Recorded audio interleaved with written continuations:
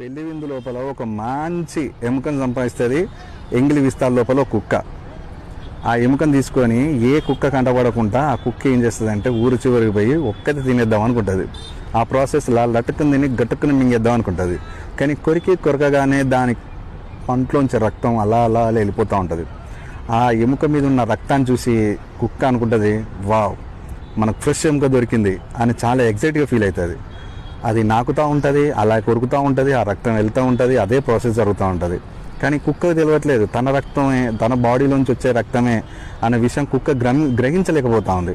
ఇప్పుడు మనుషులు కూడా అలాగే ఉన్నారు.